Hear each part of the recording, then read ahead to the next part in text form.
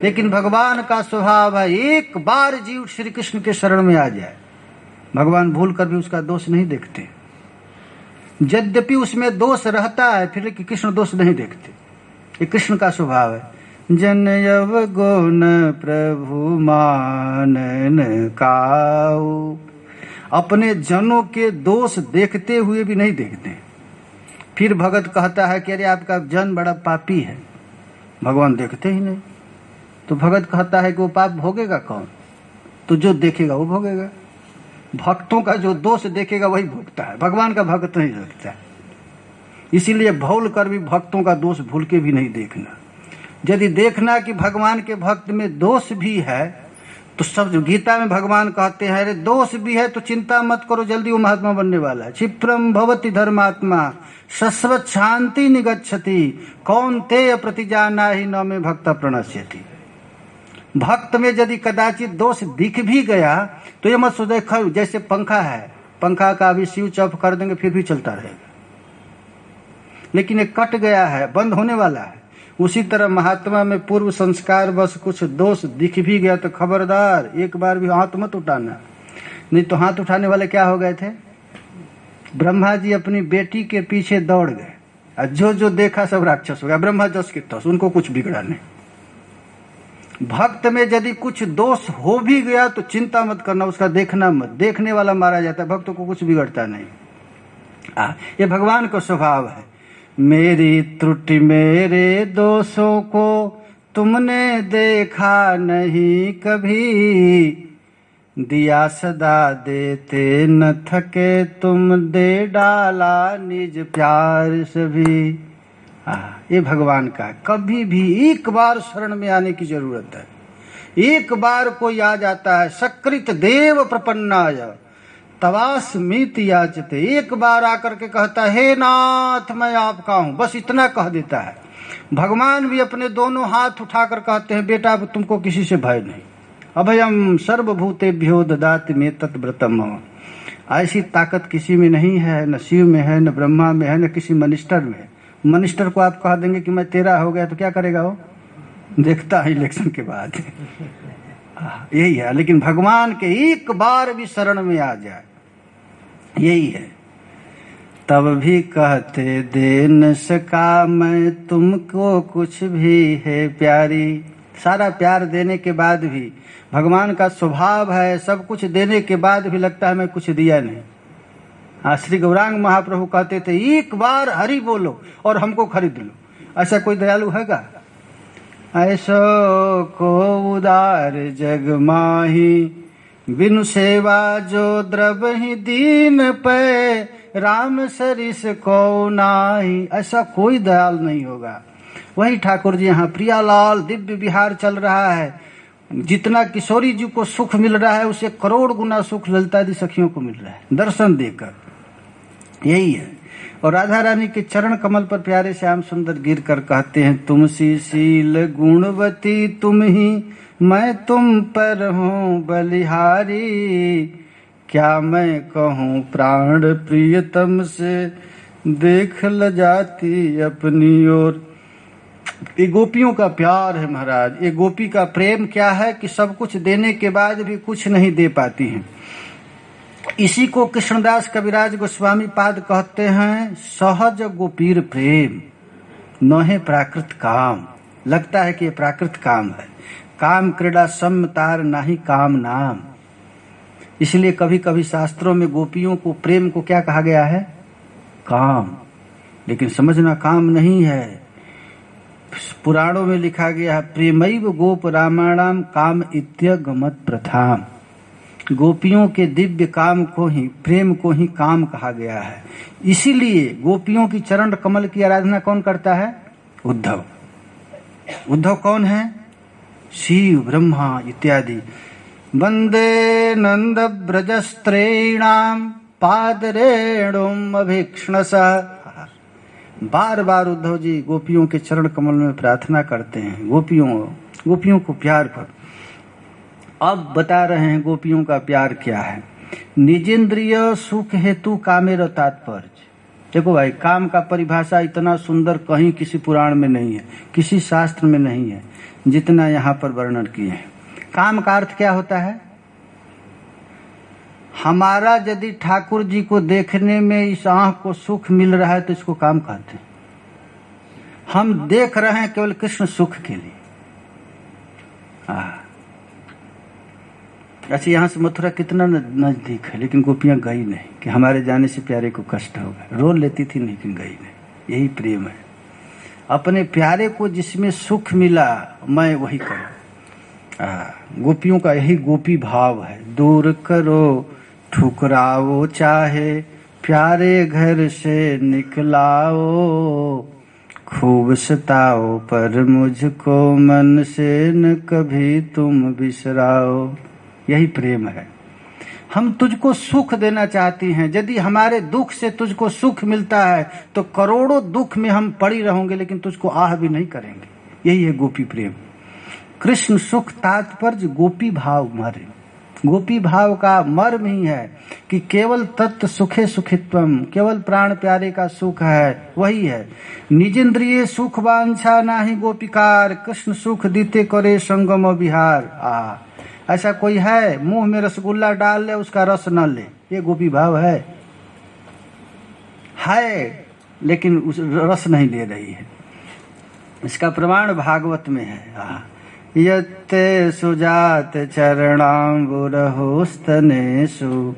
भीतासनै प्रियदधी महि कर्कशेषु, तेनाटवीमटसि तद्व्यथतेन किं स्वेत्, कुरुपादिभिर्भ्रमति धीर्भवतां ईशान। ऐसा कौन होगा? प्यारे श्याम सुंदर के चरण कमल को अपने स्तन पर रखती और रखते रखते डर जाती कि कहीं हमारा कठोर स्तन प्यारे श्याम सुंदर के कोमल से भी अधिक कोमल चरण को पीड़ा न दे दे। ये है महाराज, मुंह में रसगुल्ला रखो लेकिन रस मत लो। प्रिया जी के प्यारे श्याम सुंदर के चरण को अपने स्तन पर रखना, लेकिन डरते डरते रखना कहीं कठोर स्तन उनको कष्ट न दे। यत्ते सुजात चरणा बुरहुस्तनेषु भीतासनै दधिमहि प्रिय कर्कशेषु, तेनाटवीमटसि तद्व्यथतेन किं सुत्, कुरुपादिभिर्भ्रमति धीर्भवतां ईशान। लेकिन दुख की बात है, वही चरण कमल नंगे पैर अंधेरी रात में कंकड़ीली पथरीली जमीन में जा रहा है। इसको सोच कर ही हम लोग बेहोश हो रहे हैं।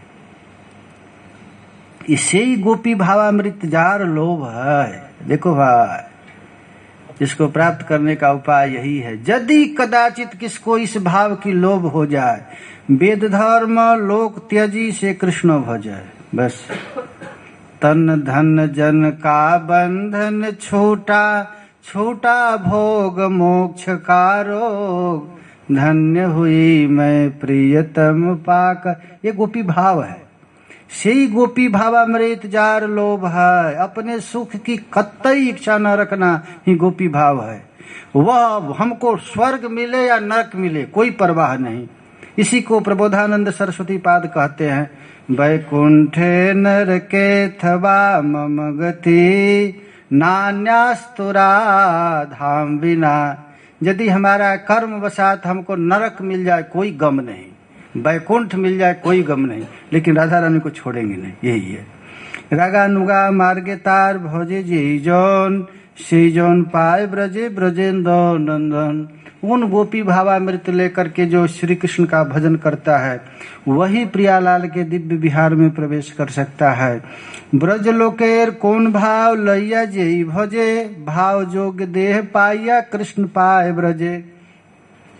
इस रस का अधिकारी बन करके यदि कोई भजन करता है तो उसको फिर मरने के बाद ब्रज में जन्म मिलता है। अब ब्रज में जन्म ही नहीं मिलता है, वो भाव मिलता है। अब भाव जोग देह पाई है। देखो भाई, ठाकुर जी की लीला नित्य चल रहा है, अभी भी चल रहा है, लेकिन हम लोगों का प्रवेश नहीं है क्योंकि हम लोगों की इच्छा नहीं। इच्छा हो जाए अभी मिल जाए। भगवान मिलते हैं इच्छा करने से और संसार मिलता है करने से। निठल्ले आप इच्छा करो एक पैसा भी नहीं मिलेगा, उसके लिए काम करना पड़ेगा। अब भगवान को प्राप्त करने के लिए कुछ भी करने की जरूरत नहीं, केवल इच्छा कर लो, इच्छा कर लो, भगवान मिल जाए। अब भी मिल जाएगा, केवल क्यों नहीं मिल रहा है? क्योंकि हमारी इच्छा की कमी है। ताहते दृष्टान्त उपनिषद श्रुतिगण, राग मार्गे भजी पाइलो ब्रजेंद्र नंदन। जिसको पाने के लिए श्रुतियां नेति नेति कहकर थाक गई, वही गोपियां, वही वेद की ऋचाएं गोपियों की अनुगत होकर के श्री कृष्ण को पा गई। इसका प्रमाण दे रहे हैं वेद स्तुति में। निभृत मरोन्मनोक्ष दृढ़ योग युजो हृदि जन, मुनय उपासते तदरयो पिययो स्मरणात्। स्त्रियौरगेन्द्र भोग भुजदण्ड विषक्त धिय, वयमपि ते समा समधृतो घृसरोज सुखा। गोपियां कह रही हैं, श्रुति भगवती कह रही है कि निभृत मरुन मनोक्ष दृढ़ योग युजो हृदि जन। जिन श्री कृष्ण की आराधना करने के लिए निभृत, निभृत का अर्थ होता है एकांत में। मरुन माने अपने प्राण वायु को, मन को, इंद्रियों को योग के साथ बस में करते हैं। अब बस में करके क्या करते हैं? मुनि लोग उपासना करते हैं। देखो भाई, कृष्ण की आराधना इतना सरल नहीं है। हम लोगों को खेल खेल में मिल गया है तो समझते हैं कितना सरल है। यहाँ पर आप लोग बैठे हैं, उसके पहले आप लोग क्या क्या करके आए हैं इसमें लिखा गया है। पूर्व जन्म में आपने क्या किया है कि जिसके फलस्वरूप वृंदावन का वास मिला है। निभृत मरोन मनोक्ष दृढ़ योग युजो हृदि जन। आप लोगों ने पूर्व जन्म में एकांत में जाकर, घोर जंगल में जाकर अपने मन को बस में किया है, प्राण वायु को बस में किया है, अपने नेत्र को बस में किया है, अपने इंद्रियों को दृढ़ योग के द्वारा बस में किया है। तब आप लोगों को वृंदावन वास मिला है। और उसी रस को कौन पा लिया? तो तदरयो पिययु स्मरणात्। जिस रस को बड़े बड़े मुनि जति लोग अपने प्राण इंद्रियों को बस में करके प्राप्त करते हैं, उसी कृष्ण को प्राप्त कर लिया कौन? अघासुर, धेनुका, पुतना भी तो उसी रस को प्राप्त कर गई। अरे कहाँ तक कहें, जिस रस को प्राप्त करने के लिए श्रुतिचरी वेद की ऋचाएं प्रार्थना कर रही हैं, उसी रस को, किस रस को? स्त्री और गेंद्र भोग भुजदंड विषक्त धिया। उसी ठाकुर जी को गोपियां अपने दोनों बाहों में भर ली। स्त्रिय उर्गेन्द्र भोग भुजदंड विषक्त धिया, वयमपि ते समा समधृतो सरोज सुधा। देखिए, ये श्लोक का बड़ा सुंदर व्याख्या है। इस व्याख्या को हम लोग कल करेंगे। बड़ा दिव्य व्याख्या है। इस सिद्ध शरीर से, इसी शरीर को प्राप्त करके कैसे प्रियालाल का दिव्य विहार प्राप्त किया जाए, जिसके लिए श्री नरोत्तम दास ठाकुर कहते हैं कि कब हम बरसाना में अहिर गोप के घर जन्म लेंगे, जावट में मेरी शादी हो और प्रियालाल के दिव्य विहार में निभृत निकुंज में मैं जल की सेवा करूं, पंखा की सेवा करूं, फूल की सेवा करूं। इस रस की प्राप्त करने के लिए सिद्ध देह चिंती करे तहाँ इसे भन। बहिरंग में श्रवण कीर्तन चलता है, लेकिन अंतर में क्या चलता है? प्रियालाल के दिव्य विहार में कोई गुरु प्रदत्त सेवा को प्राप्त करके उलमस्त होता है। इस रस की व्याख्या हम लोग कल करेंगे। हरे कृष्ण।